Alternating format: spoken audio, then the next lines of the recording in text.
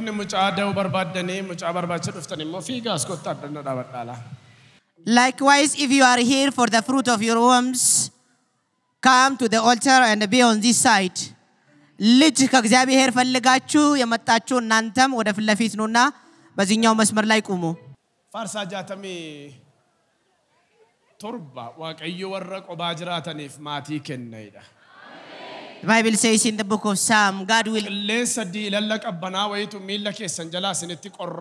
give families to the solitary. And the life-giving spirit will touch you now. Thank you.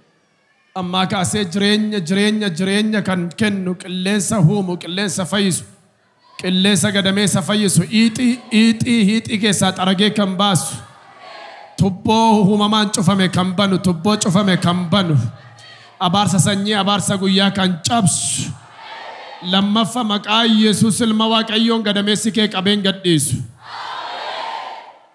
You will never miss your consumption by the power in the blood of Jesus. Nama mucaalakku dhiiraa lama baatu nama lama nargaa iskeessaatu.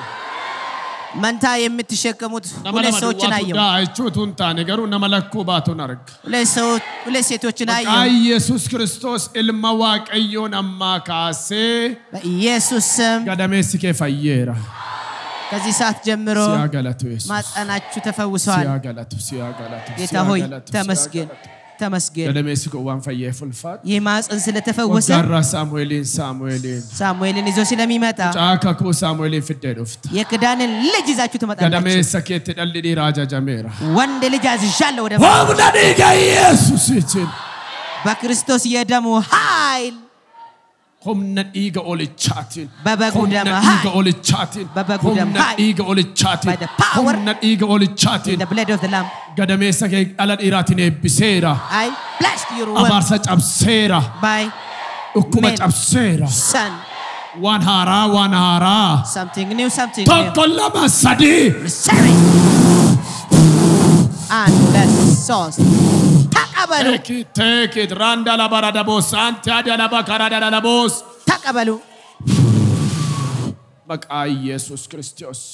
በኢየሱስ ክርስቶስ ስም ኢየሱስ ክርስቶስ በኢየሱስ ክርስቶስ ስም መቃ ኢየሱስ ክርስቶስ በኢየሱስ ክርስቶስ ስም መቃ ኢየሱስ ክርስቶስ ilma Waaqayyooti በኢየሱስ ክርስቶስ ስም ሲታየራ ሆኖላችኋል። አቃ ፍዳወታ ወጋራ Bring your son next year. It's done for you. Go in peace.